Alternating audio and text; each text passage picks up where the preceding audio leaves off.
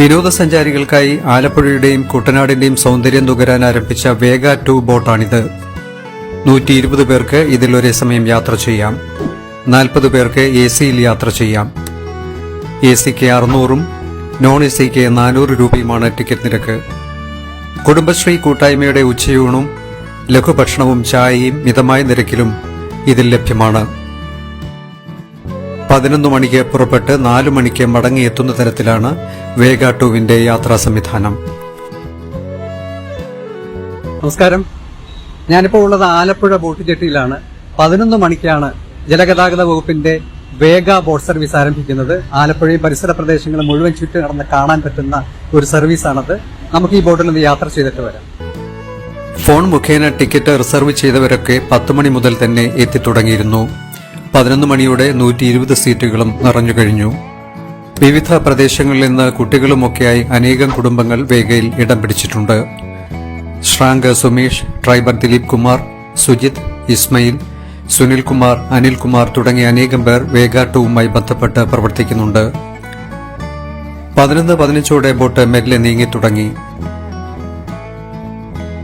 ആലപ്പുഴയിലെ ഉപജലപാതകൾക്കും തോടുകൾക്കും വശ്യമായ സൗന്ദര്യമാണുള്ളത്.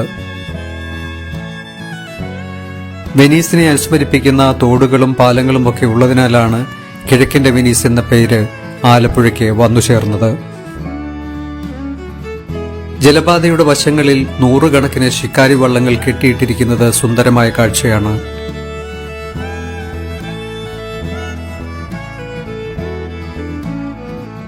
ബോട്ട് കുറച്ചുദൂരം മുന്നോട്ട് നീങ്ങിയപ്പോൾ കുടുംബശ്രീ ഗ്രൂപ്പ് നവകേരള ഉച്ചഭക്ഷണമൊരുക്കി അതുമായി ബോട്ടിനുള്ളിൽ പ്രവേശിച്ചു. ഊണും മീൻകറിയും കപ്പയും കക്കായിറച്ചിയും പിന്നെ ലഘുഭക്ഷണവും ചായയുമെല്ലാം ബോട്ടിൽ ലഭ്യമാക്കാനാണ് ഇവർ കയറിയത്. ബോട്ടിന്റെ പിൻഭാഗത്ത് ജലഗതാഗത വകുപ്പിന്റെ ഒരു യാത്രാ ബോട്ട് കാണാനായി.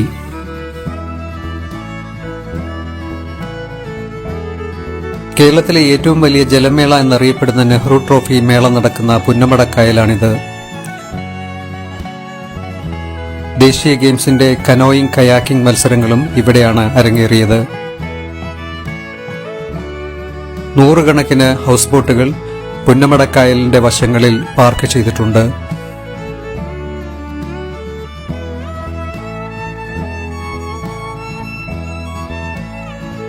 ആയിരക്കണക്കിന് മനുഷ്യർ വിനോദസഞ്ചാര മേഖലയുമായി ബന്ധപ്പെട്ട ആലപ്പുഴയിൽ പ്രവർത്തിക്കുന്നുണ്ട്. 1000-ഓളം ഹൌസ് ബോട്ടുകൾ ആലപ്പുഴയിൽ വിനോദസഞ്ചാരികളെയും കൊണ്ട് ചുറ്റിക്കറങ്ങുന്നു. കോവിഡ് വലിയ പ്രതിസന്ധിയും നഷ്ടങ്ങളും ഈ മേഖലയിലും വരുത്തിയിട്ടുണ്ട്. കോവിഡുമായി പൊരുത്തപ്പെട്ട് മുൻകരുതലോടെ യാത്രയാകാമെന്ന് വന്നപ്പോൾ വീണ്ടും ചില യാത്രകൾ സജീവമായിട്ടുണ്ട്. 1.9 കോടി ചെലവിട്ട് നിർമ്മിച്ച ഈ ബോട്ട് IRS നിലവാരത്തിലുള്ളതാണ്. 12 നോട്ടിക്കൽ മൈൽ വേഗമാണുള്ളത്. 22 മീറ്റർ നീളവും 7.5 മീറ്റർ വീതിയുമുണ്ട്. ഈ ഉപകരണത്തിലൂടെ കായലിലെ ആഴം നമുക്ക് മനസ്സിലാക്കാനാവും. ചിലയിടങ്ങളിൽ 3-4 മീറ്റർ ആണെങ്കിൽ ചിലയിടത്ത് ഇത് 15 മീറ്ററോളം ആഴം ഉണ്ടെന്ന് കാണാം. ഓരോ സീറ്റിനടിയിലും ലൈഫ് ജാക്കറ്റുകൾ സൂക്ഷിച്ചിട്ടുണ്ട്. കേരളത്തിലെ ഏറ്റവും വലിയ കായലാണ് വേമ്പനാട്ട് കായൽ. 205 ചതുരശ്ര കിലോമീറ്റർ വിസ്തൃതിയാണ് വേമ്പനാട് കായലിനുള്ളത്. ആലപ്പുഴ മുതൽ കൊച്ചി വരെ വേമ്പനാട് കായൽ നീണ്ടുകിടക്കുന്നു. അച്ചൻകോവിലാർ, പമ്പ, മണിമലയാർ, മീനച്ചിൽ, മൂവാറ്റുപുഴ എന്നീ 5 നദികൾ ഈ കായലിൽ പതിക്കുന്നു. വേമ്പനാട്ട് കായലിലൂടെയാണ് നാം ഇപ്പോൾ സഞ്ചരിക്കുന്നത്.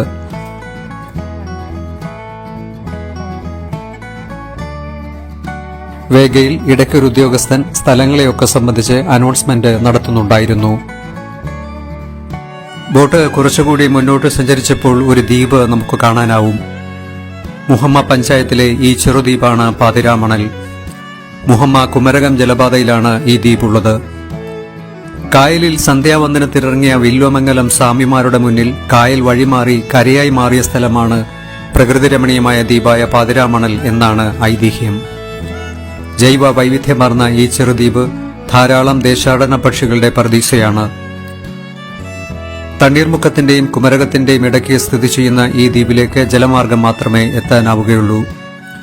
1970 വരെ ഈ ദ്വീപ് ഒരു വ്യക്തിയുടെ ഉടമസ്ഥതയിലായിരുന്നു. അതിനുശേഷം മാറിയ നിയമപ്രകാരം ഈ ഭൂമി സർക്കാർ ഏറ്റെടുക്കുകയും 14ഓളം കുടുംബങ്ങളെ മുഹമ്മദ് പഞ്ചായത്തിൽ മറ്റൊരിടത്തേക്ക് മാറ്റിപ്പാർപ്പിക്കുകയുമായിരുന്നു.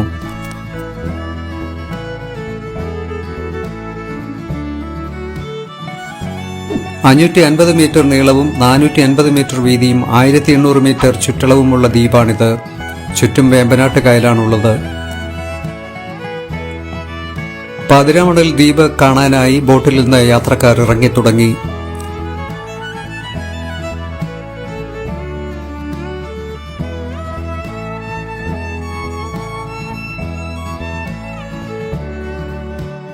കല്ലുപാകിയ ദ്വീപിലെ നടപ്പാതയിലൂടെ ദ്വീപ് ചുറ്റിക്കാണാനാവുന്ന സംവിധാനമുണ്ട്.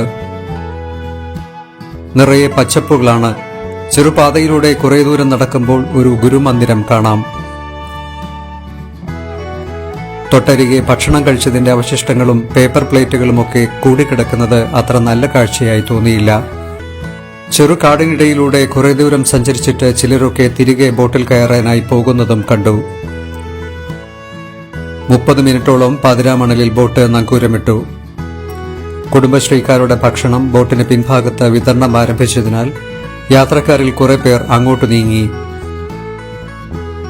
കപ്പയും കക്കയിറച്ചിയും മീൻ വറുത്തതുമെല്ലാം സുലഭം. വളരെ മിതമായ നിരക്ക് മാത്രമാണ് ഇതിനായി ഈടാക്കുന്നത്. കേരളത്തിലെ ഏറ്റവും വലിയ കായലാണ് വേമ്പനാട്ട് കായൽ.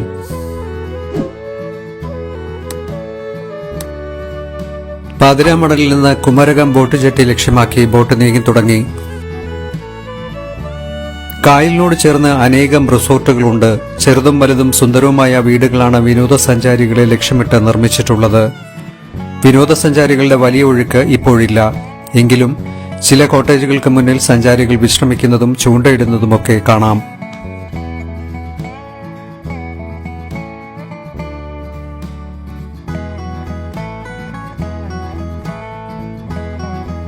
മനുഷ്യരെ പോലെ തന്നെ ഭൂമിയുടെ അവകാശികളാണ് പക്ഷികളടക്കമുള്ള ജീവജാലങ്ങളും. കായലുകളിലും തണ്ണീർത്തടങ്ങളിലും നദീതീരങ്ങളിലുമൊക്കെ കൂട്ടമായി കണ്ടുവരുന്നവയാണ് നീർക്കാക്കകൾ. ഒന്ന് മുങ്ങിക്കഴിഞ്ഞാൽ ചിലപ്പോൾ ഇവയുടെ ചുണ്ടിലൊരു മീനുമുണ്ടാകും.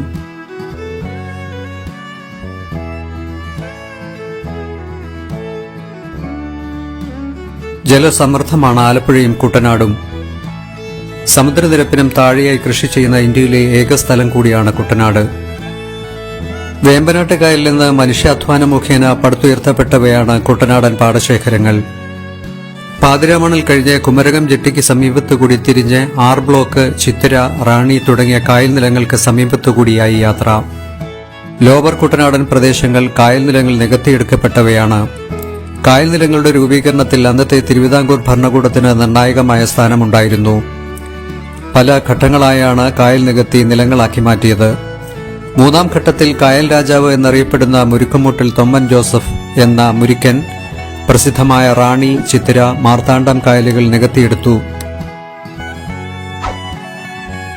തന്റെ ഉദ്യമത്തിന് എല്ലാ പിന്തുണയും നൽകിയ അന്നത്തെ റീജന്റ് റാണി സേതു ലക്ഷ്മിഭായിയോടുള്ള നന്ദി സൂചകമായിട്ടാണ് താൻ നികത്തിയെടുത്ത കായൽ നിലങ്ങൾക്ക് ഇപ്രകാരം റാണി, ചിത്തിര തുടങ്ങിയ പേരുകൾ നൽകിയത്.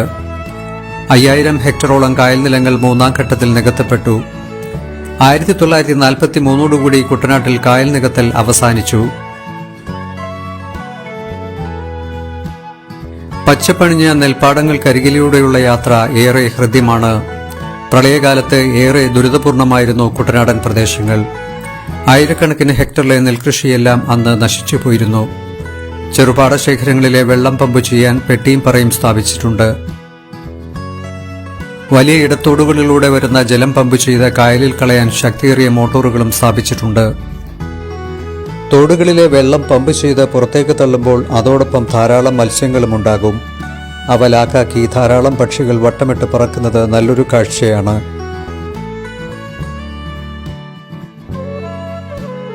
കുറെ ദൂരം കഴിഞ്ഞപ്പോൾ പഴയകാല വിളക്കുമരം ചരിത്രശേഷിപ്പായി തലയുയർത്തി നിൽക്കുന്നത് കണ്ടു. കേരളത്തിലെ പശ്ചിമതീരത്തെ പ്രഥമ ലൈറ്റ് ഹൌസ് ആലപ്പുഴ തുറമുഖ തീരത്തു തന്നെയാണ്. പുന്നമടയിലേക്ക് പ്രവേശിക്കുമ്പോൾ ബോട്ടുകളുടെയും വള്ളങ്ങളുടെയും വലിയ തിരക്ക് കാണാനായി. ഓളപ്പരപ്പിലൂടെ അങ്ങോട്ടും ഇങ്ങോട്ടും ബോട്ടുകൾ സഞ്ചരിക്കുന്നത് കാണുമ്പോൾ നഗരവീഥികളെയാണ് നമുക്ക് ഓർക്കാനാവുക. പക്ഷേ ഇവിടെ സിഗ്നലുകൾ ഒന്നും തന്നെയില്ല. വളരെ ശ്രദ്ധിച്ച് നിയന്ത്രിച്ചാണ് ഇവ കൊണ്ടുപോകുന്നതെന്ന് വ്യക്തമാണ്. കശ്മീർ മോഡൽ ഷിക്കാരി വള്ളങ്ങളിൽ ധാരാളം സഞ്ചാരികൾ യാത്ര ചെയ്യുന്നുണ്ട്. വലിയ ഹൗസ് ബോട്ടുകളുടെ മുകളിലും ഇടം പിടിച്ച് കുട്ടനാടിന്റെ കാഴ്ചകൾ ആസ്വദിക്കുന്നവരും ഏറെയാണ്.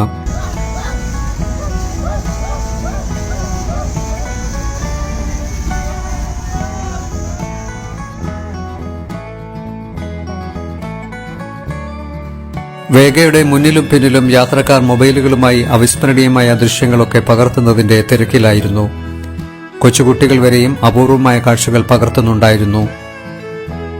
എന്തായാലും ഈ ബോട്ട് യാത്ര മുഴുവൻ യാത്രക്കാർക്കും ഹൃദയാനുഭവം തന്നെയാണ് പകർന്നത്. കാഞ്ഞിരപ്പള്ളിയിൽ നിന്നെത്തി ഈ ബോട്ടിൽ യാത്ര ചെയ്ത ജോസ് ഇബ്രഹാമിനും കുടുംബത്തിനും പറയാനുള്ളത് എന്താണെന്ന് കൂടി നമുക്ക് ശ്രദ്ധിക്കാം. യാത്ര വളരെയധികം സന്തോഷപ്രദമായിരുന്നു. പുതിയൊരു അനുഭവമായിരുന്നു. കോവിഡ് കാലത്ത് ഇങ്ങനെ ഒരു യാത്ര സംഘടിപ്പിച്ച ഡിപ്പാർട്ട്മെന്റിനോടുള്ള പ്രത്യേകം നന്ദി രേഖപ്പെടുത്തുന്നു. പത്രത്തിൽ കണ്ടാണ് ഇത് അറിഞ്ഞത്. വളരെയധികം നല്ല അനുഭവമായിരുന്നു. ആത്മാർത്ഥമായിട്ട് തന്നെ പറയുന്നു. വേഗ സർവീസ് ഇതുപോലെ തന്നെ മുന്നോട്ട് പോകട്ടെ എന്ന എല്ലാവിധ ആശംസയും നൽകുന്നു. തീർച്ചയായിട്ടും വളരെ നല്ലൊരു സംരംഭമായിട്ട് തോന്നുന്നു. വളരെ കുറഞ്ഞ ചെലവിൽ ഒരു ദിവസം പൂർണ്ണമായിട്ടും ആസ്വദിക്കാനായിട്ട് സാധിച്ചു. എല്ലാവരും നന്നായിട്ട് എൻജോയ് ചെയ്തു. എല്ലാ വിജയാശംസകളും നേരുന്നു. ഇനിയും ഗവൺമെന്റ് ഇതുപോലുള്ള നല്ല സംരംഭങ്ങൾ ആരംഭിക്കട്ടെ എന്ന് ആശംസിക്കുന്നു. യാത്രയെക്കുറിച്ച് പറയുകയാണെങ്കിൽ ഭയങ്കര നല്ലൊരു എക്സ്പീരിയൻസ് ആയിരുന്നു. വീട്ടിൽ കുറെ നാൾ ബോറടിച്ച് കുറെ നാൾ കൂടിയിട്ട് ഭയങ്കര നല്ല വർത്തിയായിട്ടുള്ളൊരു ഇതായിരുന്നു. എങ്ങനെ നോക്കിക്കഴിഞ്ഞാലും ഫുഡും എല്ലാ സൗകര്യങ്ങളും ഒന്നിച്ച് കിട്ടുന്ന ഒരു ഭയങ്കര നല്ലൊരു പദ്ധതി. ഇതുപോലെ ഇനിയും പദ്ധതികൾ ചെയ്യാൻ പറ്റട്ടെ എന്ന് ആശംസിക്കുന്നു. ഈ കൊറോണ ഒത്തിരി നാളെ തന്നെ ഇരിക്കുമ്പോൾ പുറത്തു പോകുന്നത് നമുക്ക് എല്ലാവർക്കും ആഗ്രഹം തോന്നും. അപ്പം ഇത് ശരിക്കും പറഞ്ഞാൽ നല്ലൊരു നമുക്ക് എല്ലാവർക്കും ചെയ്യാൻ പറ്റുന്ന ഒരു റൈഡ് തന്നെയാണ്. പൊതുഗതാഗത സംവിധാനങ്ങൾ ശക്തിപ്പെടുത്തുന്നത് ജനങ്ങൾക്ക് തീർച്ചയായും ഉപകാരപ്പെടുക തന്നെ ചെയ്യും. അത്തരത്തിൽ സൗകര്യങ്ങൾ ഒരുക്കുന്ന ജലഗതാഗത വകുപ്പ് ഡയറക്ടർ ഷാജി വി നായർക്കും ഉദ്യോഗസ്ഥർക്കും അഭിനന്ദനങ്ങൾ.